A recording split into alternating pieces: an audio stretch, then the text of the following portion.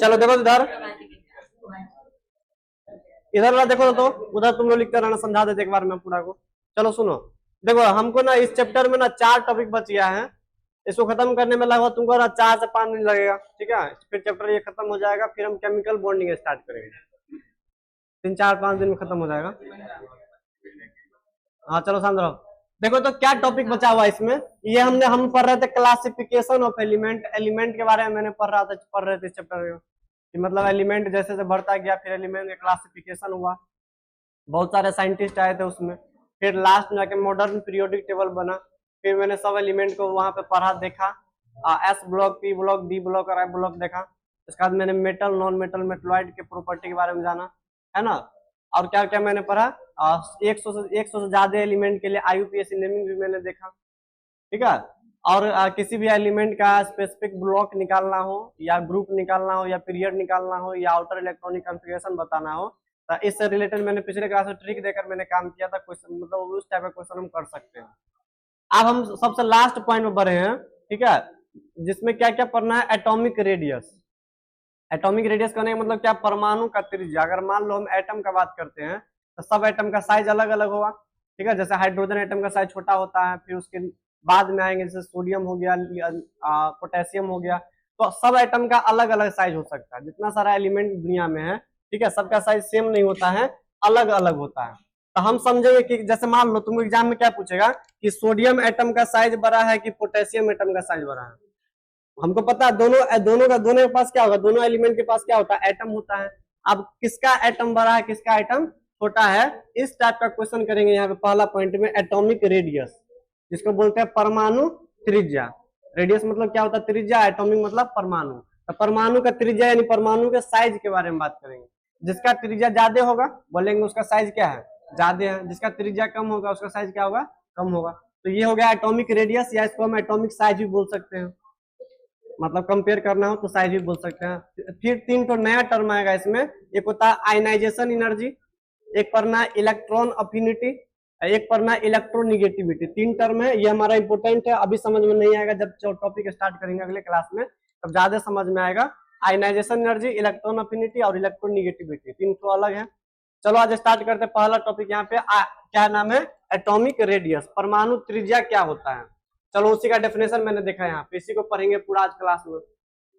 Atomic radius क्या होता है, जैसे मान लो मैंने बोला क्या, मेरे पास एक एटम है, ठीक है, ये मेरे पास एक एटम है, मैंने एटम का इलेक्ट्रॉनिक विन्यास निकाला और मैंने जितना सारा ऑर्बिट है सब में मैंने इलेक्ट्रॉन अपना भर दिया, ठीक है। अब मैंने बोला इस एटम का साइज बताओ, ठीक है। अब हमको पता है कि अलग अलग एटम में, जैसे मान लो हम हाइड्रोजन की बात करेंगे तो एक ही एटम, एक ही उसमें क्या होता है, ऑर्बिट होता है। अगर बात करेंगे हम सोडियम का, तो सोडियम में कितना ऑर्बिट होता है, 3 ऑर्बिट होता है ना। तो हम ऑर्बिट के अकॉर्डिंग क्या करेंगे, हम सबको लिख लेंगे यहाँ पे। तो मैंने इस तरीके से मैंने रेंडमली कोई एटम बना लिया, ठीक है। अब मैंने बोला इसका रेडियस बताओ, तो रेडियस का डेफिनेशन पहले क्या बोल सकते हैं, देखो तो न्यूक्लियस से लेकर उसके बाहरी सेल का जो डिस्टेंस होगा, न्यूक्लियस से लेकर मतलब न्यूक्लियस से लेकर बाहरी सेल में इलेक्ट्रॉन जो रखा हुआ होगा वहां तक का जो डिस्टेंस होगा, इसी को क्या बोलते हैं हम लोग, रेडियस ऑफ एटम बोलते हैं, एटम का त्रिज्या बोलते हैं। पूरा बोलेंगे अगर यहाँ से यहाँ तक ले लेंगे तो उसको क्या बोलते हैं, डायमीटर बोलेंगे। ये पूरा को क्या बोलते हैं, डायमीटर बोलते हैं। लेकिन डायमीटर से हमको मतलब नहीं, हमको क्या पढ़ना है, एटॉमिक रेडियस, परमाणु त्रिज्या की बात करना है।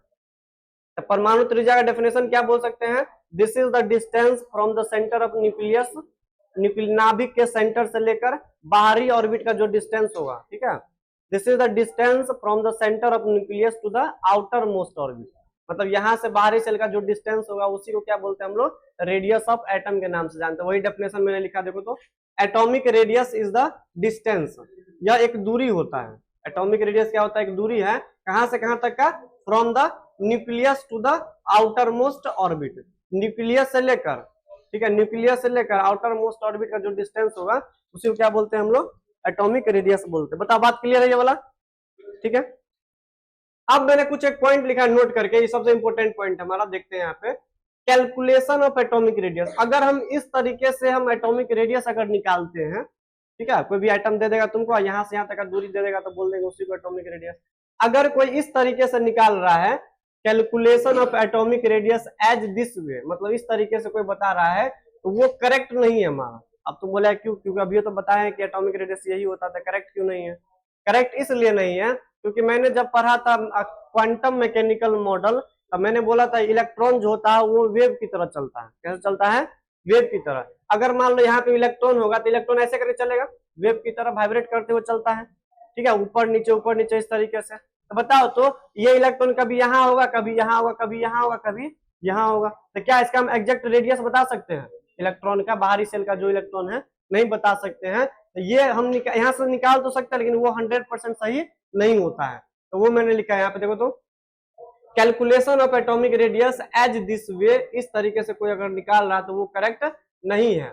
Because of boundary of any atom, मतलब किसी भी एटम का जो बाउंड्री होता है, जो सीमा होता है, ठीक है, इज नॉट डिफाइंड, वो करेक्टली डिफाइंड नहीं है, क्योंकि इलेक्ट्रॉन वेव है तो ऊपर नीचे वाइब्रेट करते हुए चलेगा, तो ये क्या बाउंड्री डिफाइंड है, पूरा फिक्स है, वो पता नहीं है, कभी ऊपर कभी नीचे इलेक्ट्रॉन है यहाँ पे, ठीक है। तो इस तरीके से इलेक्ट्रॉन का मतलब एटम का रेडियस निकालना करेक्ट नहीं है, because of atom, because of boundary of any atom is not defined, मतलब एटम का जो बाउंड्री है वो डिफाइंड नहीं है, ठीक है। Electron revolves around the nucleus as a wave, क्योंकि इलेक्ट्रॉन कैसे घूमता है?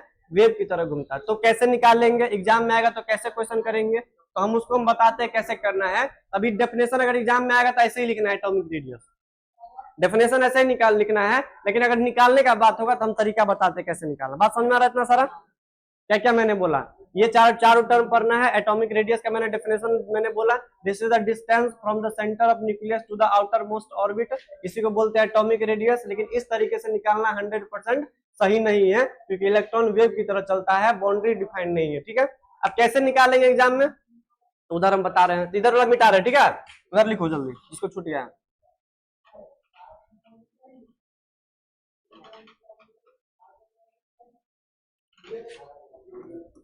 उसी के आगे लिखो, तो उस नोट के आगे लिखना।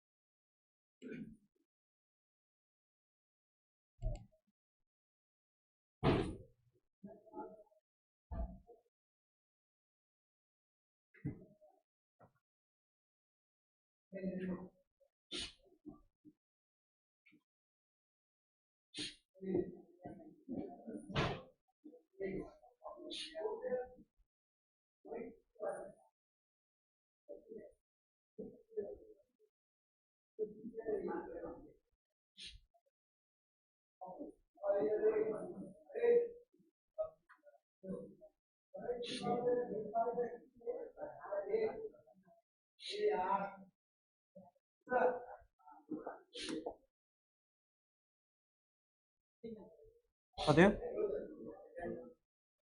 एक मिनट रुकना।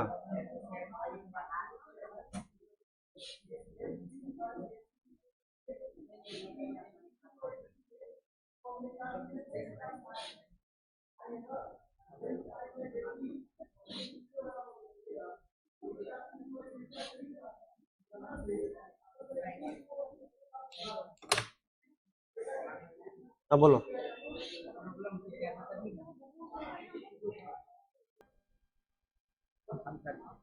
देखो तरीका के बारे में बात करते, देखो तो हम बात करते हैं बॉन्डेड स्टेट में। याद रखना, कभी भी एटॉमिक रेडियस अगर कोई बोले निकालने के लिए तो कौन से स्टेट में निकालेंगे? बॉन्डेड स्टेट में। कोई बोले कि ओपनली क्यों नहीं बता सकते, तो बोलना वहां पे क्या, क्योंकि इलेक्ट्रॉन जो घूमता है न्यूक्लियस के चारों तरफ, अगर हम आउटर सेल का बात करेंगे तो इलेक्ट्रॉन वेव की तरफ घूमेगा, न्यूक्लियस से उसका जो डिस्टेंस निकालेंगे वो करेक्ट नहीं होगा, क्योंकि इलेक्ट्रॉन एज अ वेव की तरफ मूव करता है। ठीक है, तो इसलिए उस तरीके से हम नहीं बताएंगे। तो किस तरीके से बताएंगे हम? बॉन्डेड स्टेट में लाकर, मतलब ना एटम एटम को बॉन्ड, एटम एटम को आपस में क्या करवा देंगे हम? बॉन्ड बनवा देंगे, फिर बॉन्डेड स्टेट में निकालते हैं रेडियस। कैसे निकालते हैं सुनो। तो एटॉमिक रेडियस जो होता है ना बॉन्डेड स्टेट में, तीन टाइप का पढ़ना है। कितने टाइप का पढ़ना है? तीन टाइप का पढ़ना है। एक पढ़ना है कोवेलेंट रेडियस, एक होता है मेटेलिक रेडियस, एक होता है vendor wall radius. Bonded state में कितने टाइप का पढ़ना है? तीन टाइप का। एक होता है कोवेलेंट रेडियस, एक पढ़ना है मेटेलिक रेडियस, एक होता है वेंडर वॉल रेडियस। सबको एक एक करके पढ़ेंगे। देखो तो, देखो यहाँ पे, कभी तुम लोग कोवेलेंट बॉन्ड का नाम सुना है? कोवेलेंट बॉन्ड, जिसको सहसंयोजक बंधन बोलते हैं, जो किसी दो नॉन मेटल के बीच में बनता है, दो नॉन मेटल के बीच में। तो क्या करेंगे सुनो, हमने क्या किया, हाइड्रोजन जो जो H2 जो मॉलिक्यूल होता है उसमें क्या होता है, दो हाइड्रोजन बॉन्ड क्या होता है, सिंगल बॉन्ड बना कर रहता है। ऐसे समझ सकते हैं। जैसे मैंने बोला क्या, यहाँ पे मान लो मेरे पास हाइड्रोजन हाइड्रोजन ऐसे, मान लो मैंने बोला Cl2 है, तो क्या करेंगे, क्लोरीन का एटम, क्लोरीन के एटम के पीछे कितना बॉन्ड बना हुआ है? Single bond. वैसे हम बॉन्ड के बारे में बात करेंगे, हम केमिकल बॉन्डिंग अगला चैप्टर आने वाला है हमारा, लेकिन यहाँ पे रेडियस की बात करें थोड़ा यहाँ पे बता दे रहे हैं। देखो हाइड्रोजन, देखो क्लोरीन क्या करता है, एक एक इलेक्ट्रॉन का शेयरिंग करके क्या बनाता है, सिंगल बॉन्ड बनाता है Cl2। जैसे होता है मान लो Br2, तो Br2 में क्या होता है, ब्रोमीन, ब्रोमीन सिंगल बॉन्ड से बंधा हुआ होता है ऐसे करके। तो ये हमारा कौन सा बॉन्ड है बताओ तो? Covalent bond. कोवेलेंट बॉन्ड क्या होता है, इलेक्ट्रॉन इलेक्ट्रॉन का शेयरिंग से बनता है। कैसे बनता है? इलेक्ट्रॉन इलेक्ट्रॉन के शेयरिंग से। ठीक है, ये भी क्या कैसा बॉन्ड है हमारा, ये कोवेलेंट बॉन्ड। कंडीशन क्या है, तो दो नॉन मेटल होना चाहिए। बताओ हाइड्रोजन हाइड्रोजन क्या है, बताओ, ये नॉन मेटल है, ये भी क्या है, नॉन मेटल। बताओ क्लोरीन क्या होता है, मेटल की नॉन मेटल? Non metal. ये भी क्या है, नॉन मेटल। तो नॉन मेटल के बीच जो बॉन्ड बनता है ना, उस वैसे बॉन्ड को क्या बोलते हैं हम लोग? कोवेलेंट बॉन्ड बोलते हैं। ठीक है, कोवेलेंट बॉन्ड में जो रेडियस निकालते हैं ना उसको क्या बोलते हैं हम लोग? कोवेलेंट रेडियस बोलते हैं। समझते हैं, सुनो। मान लो एक मेरे पास ना हाइड्रोजन का आइटम है, एक मेरे पास दूसरा हाइड्रोजन का आइटम है। बताओ हाइड्रोजन के आइटम में कितना इलेक्ट्रॉन होता है? एक इलेक्ट्रॉन। इसमें भी कितना इलेक्ट्रॉन है? एक इलेक्ट्रॉन है। हमको पता है, कभी तुम लोग सुना होगा हाइड्रोजन जो होता है ना डुप्लेट कंप्लीट करता है, डू एटम। मतलब ये ना दो, वो चाहता है अपने उसके बाहरी सेल में दो इलेक्ट्रॉन हो जाए और अपना स्ट्रक्चर इनर्ट गैस जैसा, मतलब करीब करीब हीलियम जैसा। हीलियम के बाहरी सेल में कितना इलेक्ट्रॉन होता है? दो होता है। साइज छोटा होने के कारण दो ही इलेक्ट्रॉन रखता है। हीलियम के पास दो इलेक्ट्रॉन है, तो हाइड्रोजन भी उसके अगल बगल का एटम है। तो हाइड्रोजन क्या चाहता है कि अपने बाहरी शेल में 2 इलेक्ट्रॉन हो जाए और हम स्टेबल हो जाए। हाइड्रोजन का एटम, ये हाइड्रोजन का एटम दोनों क्या करता है, आपस में इलेक्ट्रॉन का शेयरिंग करता है। क्या करता है, इलेक्ट्रॉन का शेयरिंग करता है। अब 2 हाइड्रोजन एटम आपस जाए क्या करता है, ओवरलैप करता है, एक दूसरे के ऊपर आता है और यहाँ पे क्या किया, इलेक्ट्रॉन का शेयरिंग करता है। और यहाँ पे बीच में क्या बनता है, एक बॉन्ड बनता है। क्या बनता है, बीच में एक बॉन्ड बनता है। इसी बॉन्ड को हम ऐसे दिखाते हैं।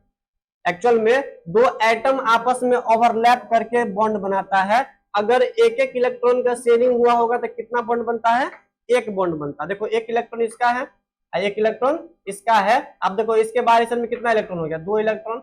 इसके बाहरी शेल में कितना इलेक्ट्रॉन हो गया, 2 इलेक्ट्रॉन। अब दोनों खुश हो गया क्योंकि बॉन्डेड स्टेट में आ गया है। तो कुछ इस तरीके का होता है, ठीक है, ये ओवरलैप कर गया। अब देखो तो आए, शांत रहो। अब देखो तो कोई बोला है कि हाइड्रोजन का ना, कोई बोलेगा तुमको हाइड्रोजन का तुम क्या बताओ, परमाणु त्रिज्या बताओ। तो पहले क्या करेंगे, 2 हाइड्रोजन का आपस में कंबाइंड करवा देंगे। फिर जो डिस्टेंस यहां से यहां तक का जो डिस्टेंस होगा इसको हम आधा कर देंगे। तो उसी को क्या बोलते हैं हम लोग, परमाणु त्रिज्या बोलेंगे। और हाइड्रोजन का परमाणु त्रिज्या उसको बोलते हैं। ये तरीका सही होता है परमाणु त्रिज्या निकालने का। अगर डायरेक्ट निकालते तो वहां पे गलत हो जाता। अब मैंने क्या किया, 2 आइटम लाया हाइड्रोजन वाला, दोनों को मैंने क्या किया, बॉन्ड फेज में लाया, बॉन्डेड स्टेट में लाया। और दोनों का जो डिस्टेंस है उसको मैंने क्या किया, आधा कर दिया। अब जैसे ज्यादा करेंगे तो क्या हो जाएगा, हाइड्रोजन का त्रिज्या, ये किसका त्रिज्या हो जाएगा, हाइड्रोजन का त्रिज्या। तो ऐसे निकालते हैं, इसी को बोलते हैं बॉन्डेड स्टेट में एटॉमिक रेडियस निकालना। बताओ कैसे करेंगे। तो यहां से यहां तक डिस्टेंस को मैंने क्या बोला, डिस्टेंस ऑफ, मान लो इसको मैंने ए बोला, इसको मैंने क्या बोला, ए। तो डिस्टेंस किसका है, ए एटम के बीच का डिस्टेंस, ये वाला डिस्टेंस दोनों के न्यूक्लियस के बीच का दूरी। इसको क्या करेंगे, 2 से डिवाइड कर देंगे। बताओ इस डिस्टेंस को हम आधा कर देंगे ना। तो बताओ डिस्टेंस को कितना कर दिया मैंने, आधा कर दिया। तो बताओ आधा कर देंगे तो क्या निकल जाएगा, हाइड्रोजन का रेडियस निकल जाएगा। कोई बोलेगा तुमको एग्जाम में निकालने के लिए क्लोरीन का रेडियस बताओ, ऐसे करके देगा क्वेश्चन। देखो एग्जाम में कैसे पूछा है, बोलेगा क्या Cl2 है और Cl2 के बीच का जो दूरी है, मान लो मैं, उन्होंने क्या बोल दिया, मान लो 5 एंगस्ट्रॉम का है। क्या बोला उन्होंने कि Cl के बीच का जो बॉन्ड का लंबाई है वो कितना एंगस्ट्रॉम है, 5 एंगस्ट्रॉम है। तब तुमको क्या पूछेगा, क्लोरीन एटम का तुम त्रिज्या बताओ। क्या पूछेगा वो, क्लोरीन एटम का त्रिज्या बताओ। तो क्या करेंगे, तो पहले ये बना लो ऐसे करके, ये एटम है, ये एटम दोनों क्या किया होगा, ओवरलैप किया होगा। बताओ ये दूरी को क्या बोलते हैं हम लोग, डिस्टेंस बोलते हैं। तो बताओ वो डिस्टेंस कितना दिया हुआ है, 5 एंगस्ट्रॉम दिया हुआ है। तो बताओ 5 एंगस्ट्रॉम को क्या करेंगे, 5 ए नॉट को क्या करेंगे हम, 2 से डिवाइड कर देंगे। तब किसका रेडियस निकल जाएगा, यहाँ पे क्लोरीन का रेडियस निकल जाएगा। एग्जाम में ऐसे करके बनाना है तुम्हें। बात समझ में आ रहा है, नहीं समझ में आया, डायरेक्ट 2 से भाग देना। अगर उसका बॉन्ड का लंबाई देगा 2 से डिवाइड कर देना, अपने आप क्या निकल जाएगा, एटॉमिक रेडियस। ठीक है, चलो इसको लिख लिया सब, इधर मिटाए हम, किधर से मिटाए, चलो ये मिटा रहे हैं। कोवेलेंट रेडियस का डेफिनेशन एक बार देख लो तो, सुनो आए, देखो तो, हल्ला मत करो। देखो तो कोवेलेंट रेडियस का डेफिनेशन क्या है, देखो covalent radius is the 1/2 of the distance. Covalent radius जो है, ये कोवेलेंट रेडियस जो होता है हमारा, ये क्या है, 1/2, मतलब एक का आधा दूरी है। ठीक है, बिटवीन कोवेलेंटली बॉन्डेड एटम, जो 2 एटम के बीच जो कोवेलेंट बॉन्ड का जो दूरी है ना, उसको जब आधा कर देते हैं तो उसके त्रिज्या को क्या बोलते हैं हम लोग, कोवेलेंट रेडियस के नाम से जानते हैं। मतलब covalent radius is the 1/2 of the distance. मतलब कोवेलेंटली बॉन्ड के बीच का जो डिस्टेंस होगा उसको क्या कर देंगे हम, 1/2 कर देंगे, मतलब एक का आधा कर देंगे। उसी रेडियस को क्या बोलते हैं हम लोग, कोवेलेंट रेडियस के नाम से जानते हैं। बात क्लियर है। अरे कोवेलेंटली बॉन्डेड का जो डिस्टेंस होगा उसको क्या करेंगे, 1/2 कर देंगे, उसी को क्या बोलते हैं, कोवेलेंट रेडियस बोलते हैं। क्या डिस्टेंस वो देगा क्वेश्चन में, तुमको थोड़ी ना पता रहेगा कितना दूरी है, वो क्वेश्चन में देगा तुमको। ठीक है, हाँ वो दिया रहेगा तुमको। थोड़ा अजीब लग रहा है लेकिन एक्चुअल में यही रियलिटी है। चलो अब सेकंड स्टार्ट करते हैं, मेटलिक रेडियस।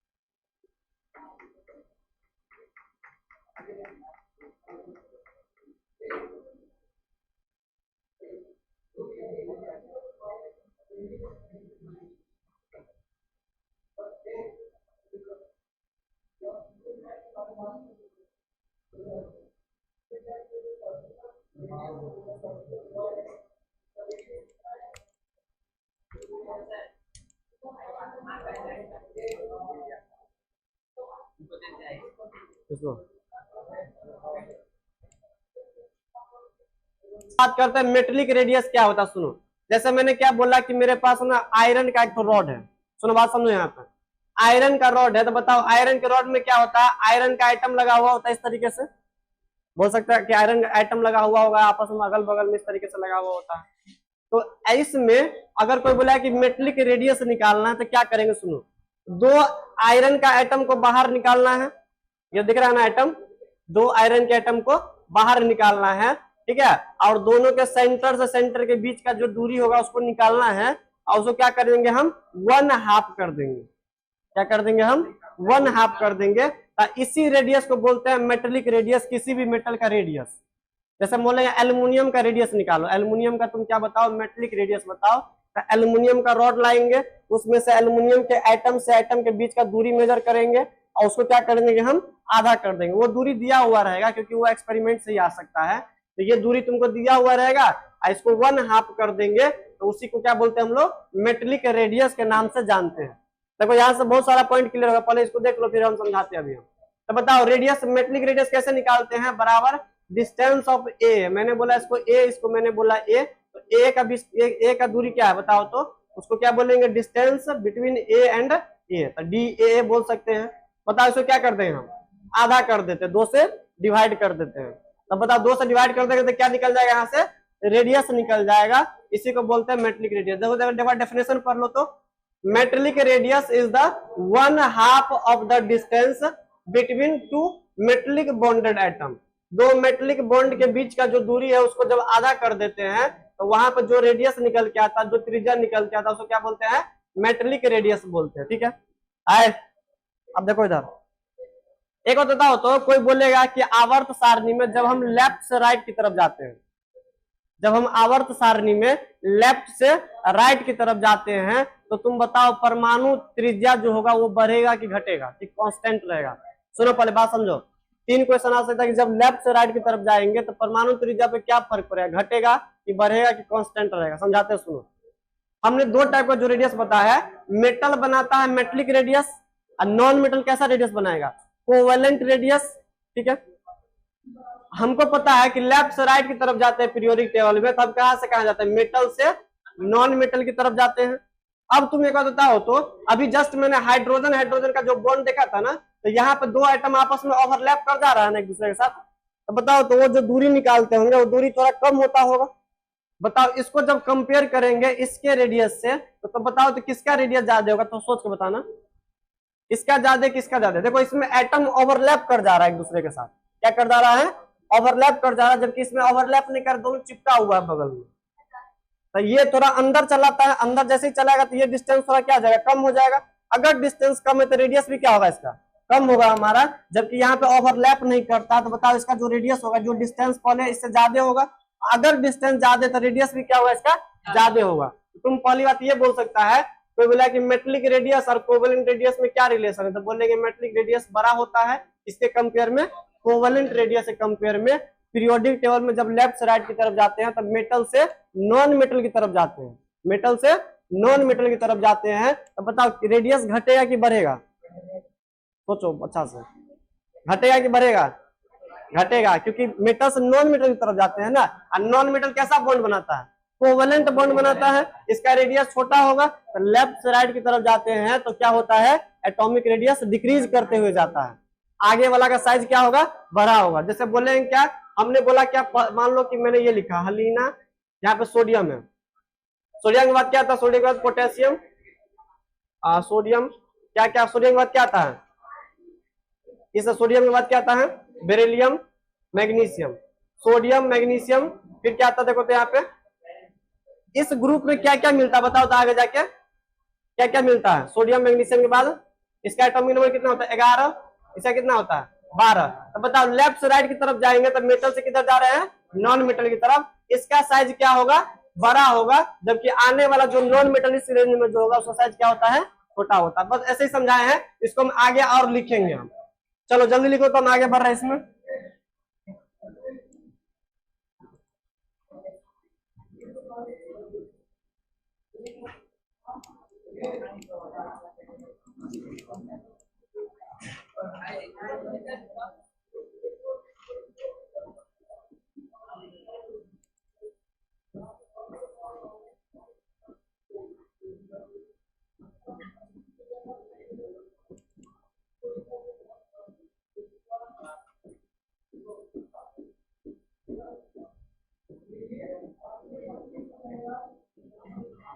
आज दिन जैसे बड़ा लग रहा है।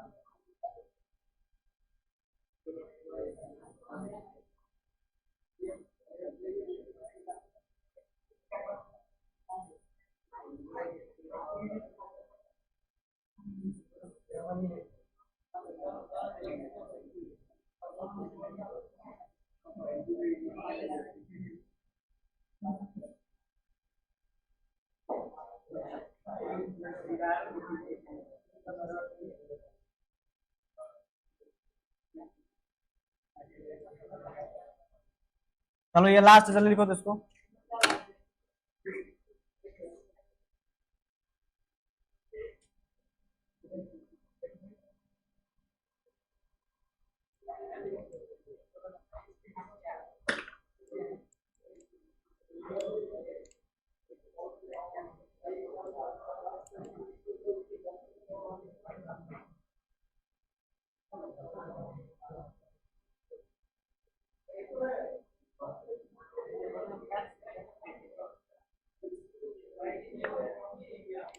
क्या भी वंडर वॉल क्या भी है वंडर वॉल है। एक साइंटिस्ट का नाम है पढ़ा वंडर वॉल रेडियस।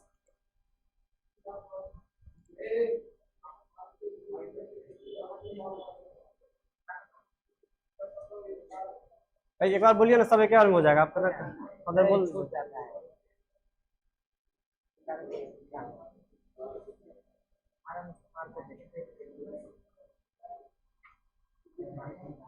रख रहे हैं उसके लिए। हाँ थोड़ी क्या मीटिंग पूछेगा चलो।